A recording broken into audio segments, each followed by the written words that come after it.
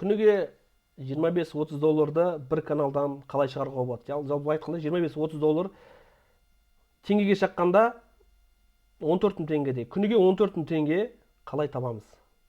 Үйде отырып, бір бөлмеден шықпай, мына жерден шықпай міне. Мына орнынан тұрмай может да.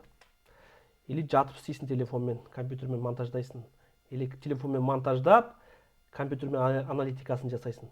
Қалай жасауға болады? Дәл осы видеоның соңына шейін көр, соны мен айтатын боламын қалай екен. Сіздер анаға жазылып лайк баса отырыңыздар. Ең бірінші сіздер YouTube-ға кіресіздер. YouTube-та кино жүктейсіздер. Мысалы, киноларды қарайсыздар. Кино жүктегенде дайындап тұрып. Кино дегенде қалай болады? Ол не нәрсе? Кино жалпы қалай аламыз? Может, алып қаламыз, алмаймыз.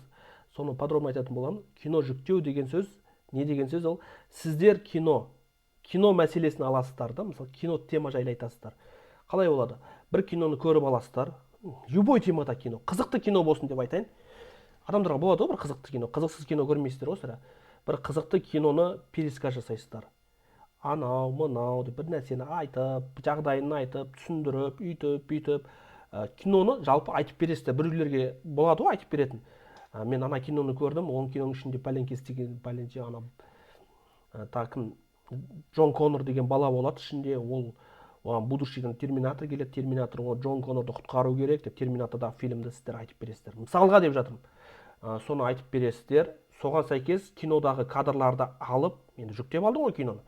Кадрларды алып, жаңағы сөзіңе сәйкес сол жердегі кадрларды 3-4 секундтан қиып қоя бересіздер монтаждап. Телефонмен монтаждаңыздар. Главное 1080 болып шықса болды, качествосы нормальный болса болды, адам көретіндей.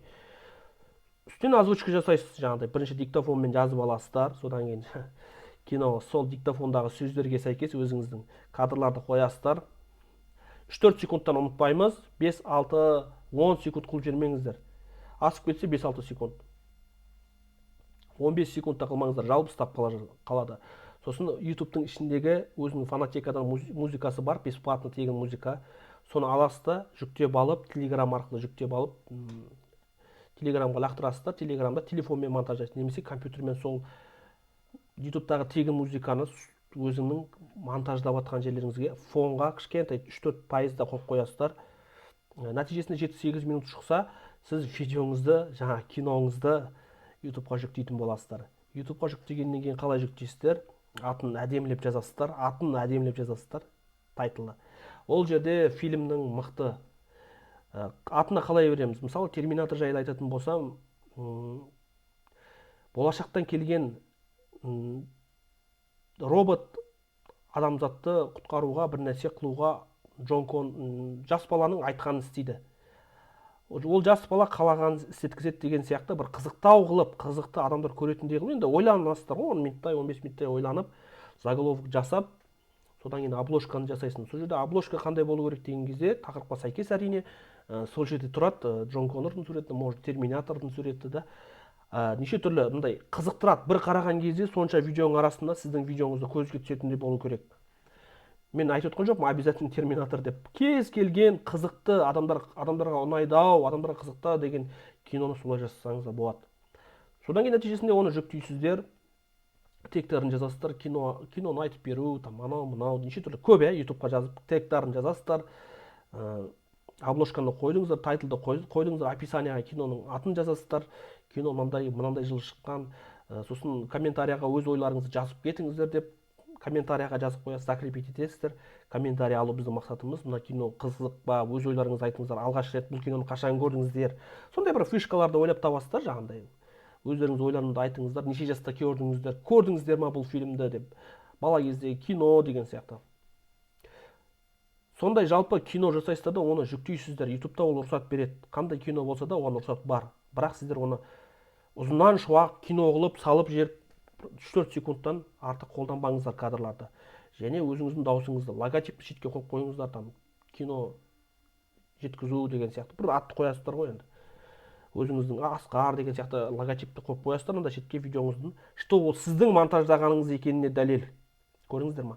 Соны қоясыздар да, содан кейін барып, жүктегеннен кейін барып, просмотрды күте бересіздер уже. Сөйтіп сіздерде сол кино жақсы просмотр кете береді, 30, 40, 50, 60, 100 мың, бір айда 200-300 мыңға бару мүмкін. А сіздің подписчигіңіз 2000-3000 подписчик болуы да мүмкін. Рекке шығады, рекке шыққа деген сөз, ол көп просмотрларды жинайды деген сөз, рекомендацияға деген сөз. Басқа адамдарға оларға көрсетеді рекомендацияны. Мына киноны көр деген сияқты. Олардың бірінші тұрады каналдарында YouTube-қа кірген кезде телефонмен немесе компьютерде тұрады дегендей. Міне сіздің просмотрларыңыз осылай көбейе береді. Жалпы айтқан кезде мен барлығын айтып отырмын, сіздер соны қолданып істеп көріңіздер. Иә, сіздер істеп көресіздер, жалып алып қалуы мүмкінсіздер, но қайттан көріңіздер. Тоқтамаңыздар. Сол кезде сіздер түсіне бастайсыздар, қалай істелінеді. Мысалы бір күнде, мысалы біреулер айтады ғой, мен көп ұзақ кадр жасаймын. Баста 3 күнде істесеңіз, сол бір видеоны 8 минуттық. Одан кейін сізде бір күнде істейтін боласыз. Тіпті одан 3-4 сағатта жасайтын боласыз. 3-4 сағатта жасайтын болсаңыз, онда бірнеше каналдар жүргізетін боласыз. Бірнеше канал сондай. Енді ойлаңыз, 5 канал жүретін болсаңыз, айына 200 мың теңге табатын болсаңыз, қанша ақша? 5 каналда миллион теңге просто так табасыз. Енді ол каналдарға күнде салу міндет емес видеоны. 2 күннен 3 күннен бір салып отырсаңыз жетеді. Араға бүгін салдың, 2 күн басқа каналға салдың, 3-ші күн осы каналға қайттан салдың деген сияқты. Ары қарай жалғастыра бересіз. Сізде уақыт болмауы мүмкін. Неге десеңіздер, көбіміз басқа жұмыстар да істейді. Көбіміз анандай, көбіміз уақытымыз кейде жақпай қалады. Жақпай қалу өте нормально. Жақпай қалды деп мен все қолымнан ешнәрсе келмейді деп қоя салайын деген сөз емес. Кейде шаршайсың. Шаршаған кезде демалған дұрыс. Но қайтып оралу үшін ғана. Жұмысқа қайтып оралу үшін. Енді дәл осындай темаларда сіздер білгілеріңіз келсе, қалай істегенім, каналды ашқаннан бастап ақша түскенге, Каспиге ақша түскеннің аралықтың барлығын мен видеоға түсіріп, курсымды шығарып қойдым.